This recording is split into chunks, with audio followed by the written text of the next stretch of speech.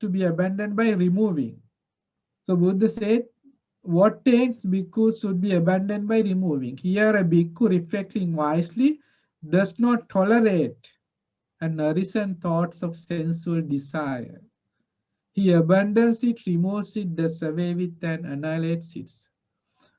And when there arise thoughts of sensual desire, kama vitarka, what does he does? He abandons it, removes it, does away with and annihilates it. Then and there you have to abandon. So these have to be abandoned and removed, these taints.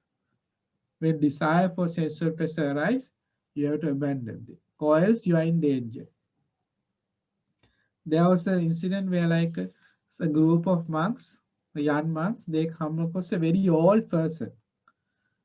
So these young monks like they smiled at him, like they looked disdainfully at that person, like in a way to like belittle or disparage him. That old person said, monks, can any of you as monks, can you touch the moon or the sun? They said, no, we can't. Then he said, I have touched the moon and sun before. I was a monk like you, and I had developed samadhi, concentration, to such an extent, and I had developed the jhanas, I could with my supernormal powers touch the sun and the moon. Yet see what have happened to me. Now I am a lay person, old and feeble. I lost everything. Why? Because of the desire for the sensual pleasures. He did not abandon the desire for the sensual pleasures when they arose within him. And because of that taints arose within him. And he was overrun by them and he had to destroy. That's why he said to arouse mindfulness in these young monks. So in this way, when desire for sensual pleasures or thoughts of ill will, anger arise within us, we have to then and there abandon. Or else what happens? People even do the five heinous acts. They are committed because of what? Anger. Killing arahants, killing father, mother, no, creating schism among the sangha, and shedding blood of the Buddha with the evil intention. All this is done because of what? Anger. Ill will. Devadatta did all this, no? He did everything he could to harm the Buddha, but ended up harming himself because within him there grew the taints. And that taints then took him straight away to hell, because these taints are the things that drag you from one life to the other.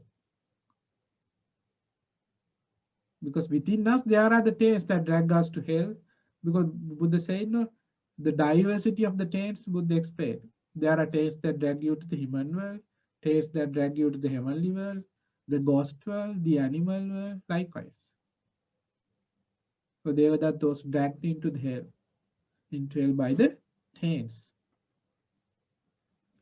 So we have to abandon thoughts of sensual pleasure, thoughts of ill will, and thoughts of harming others, vihinsa vitarka, thoughts of cruelty.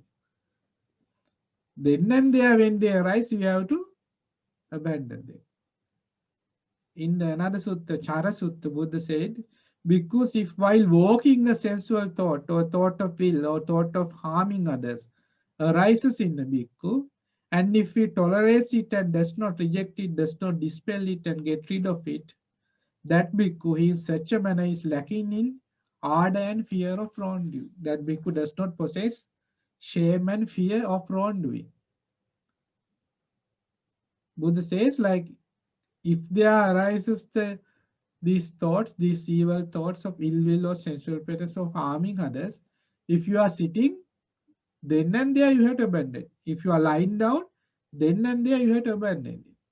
Like, do not take it to another posture even, Buddha said. If it is when walking that thoughts arise, you have to abandon it then and there. When sitting, lying, Likewise, you have to ever be mindful of what arises in your mind. So that sort of effort has to be there.